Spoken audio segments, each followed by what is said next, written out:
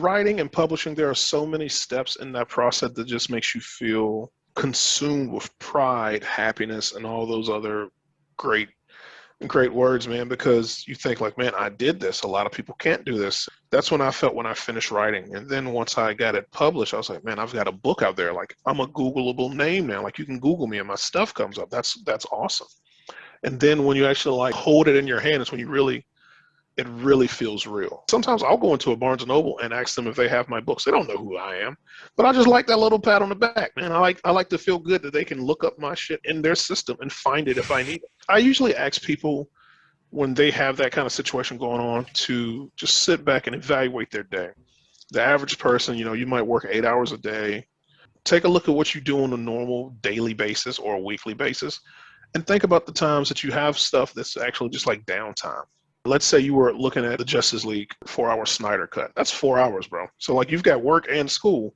If you were able to at least get through 3 hours of that movie, you could easily just take one of those hours and write. The thing with writing, man, is that no one's racing you. No one's judging you. Right. If you write 30 minutes, if you write an hour, if you do it every day or at least 4 days a week, at the end of the month, man, that stuff adds up. Because to be considered a full-length novel, like a novel, not a novella or a short story, I think you only need like 60,000 words, right? If you write 500 words a day, that adds up. And if you're an outliner like me, those words come quicker because at least now your ideas are tangible. You know what you want to do. You just got to push it out as opposed to like if you're just writing off top. So my advice would be definitely you can do it. You just have to find the times where you have free time. So anytime that you might feel like you're just watching like TV for a long time or playing games or, even working out, man. Like sometimes before I started writing, I used to work out like 2 hours. That's 2 hours. That's a long time. I do my weights and I do my cardio. So I was shortening that to like an hour. And I still got a decent workout, a really good workout. Absolutely. It's completely possible. It's awesome. Yeah. And then you just take that other time and write.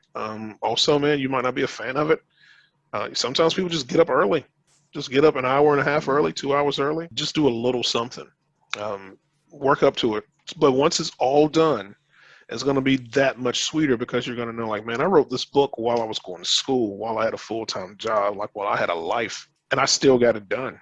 And it'll make you feel like you wouldn't believe. You can do it. You just got to figure out when you got those gaps of space.